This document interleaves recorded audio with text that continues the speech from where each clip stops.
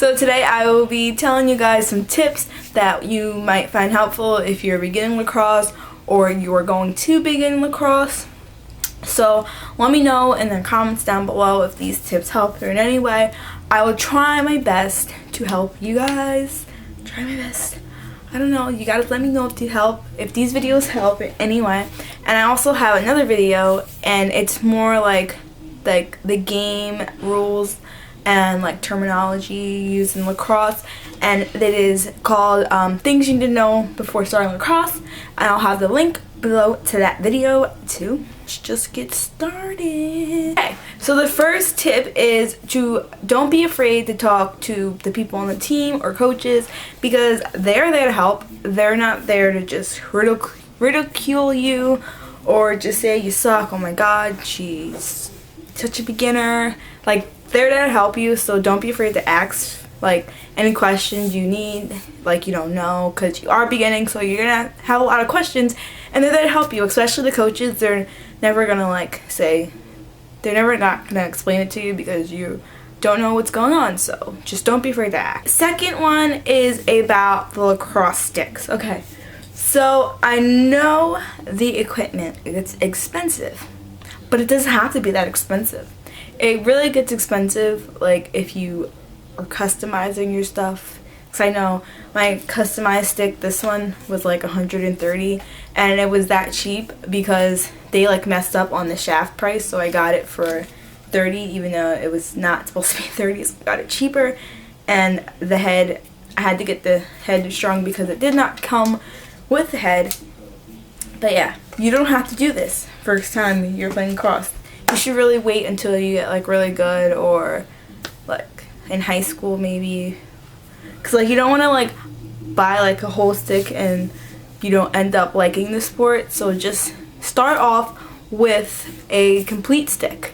My first stick, it came complete, and I started in middle school, and this was the head. I took them off the things, but they came complete. This was the head, and I got my favorite color, and it worked pretty good for me, I guess. I mean, I was a beginner, so I really didn't know like what kind of stick to get, but I had this head and then this shaft, and that was, I want to say like 30 or 40. Like, I don't think it was that expensive, so you don't really have to get really expensive. And then once you get more into the sport and you like it, you can start like what I did was I took the head off of my complete stick. No, other way around. I took the shaft off my complete stick, the one I just got, and then I brought this head, and this head was $50, and it came strung, so that was good. Yeah, so you could do all things like that, and I mean, it does get expensive, but you don't have to make it expensive. If it's still expensive for you, if that's still expensive, then you could like ask coaches, because I know some coaches do let the players like borrow sticks, like if the school has the sticks or like the equipment, like the goggles and stuff.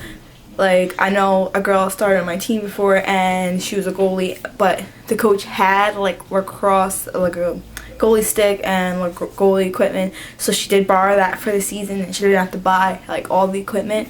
So just ask around. Even like people on the team, they have like extra goggles you can borrow, like sticks. Like, just ask around. Like, if it's really expensive for you, you can always ask and borrow equipment. So the next one is just about finding places to play.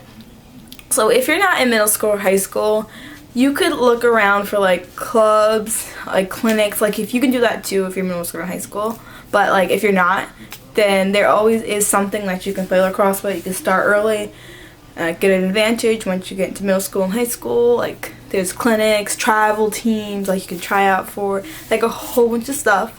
So you can find one. You can even like play in your backyard, or like there's always an opportunity to play lacrosse. But if you are in middle school or high school, I strongly advise you to not be afraid to try out for the middle school team, because in middle school, to be honest, we all suck.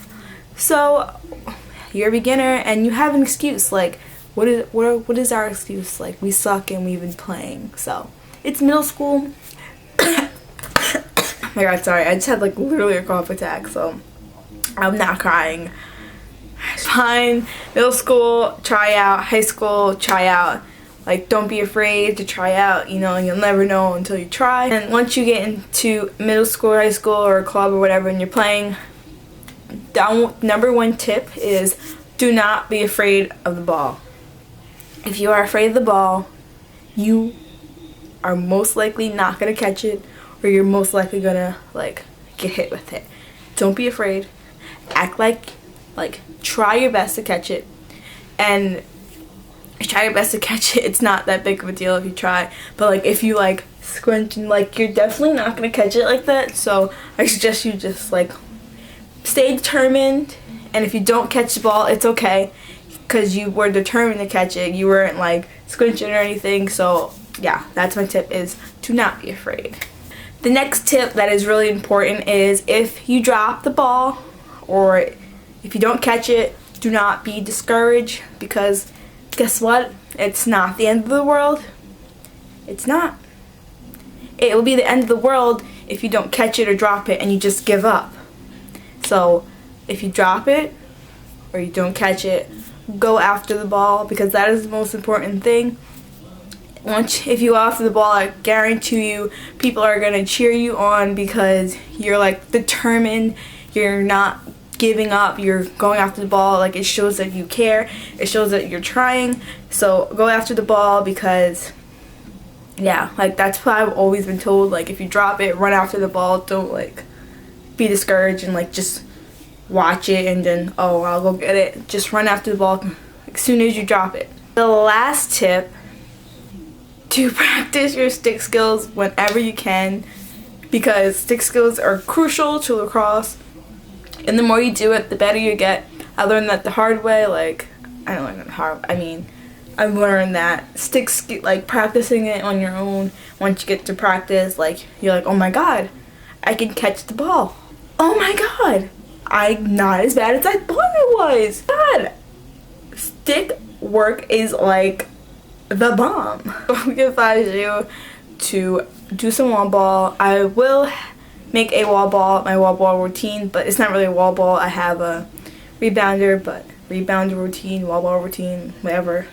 But yeah, I suggest you do that, or pass around with a friend if you can.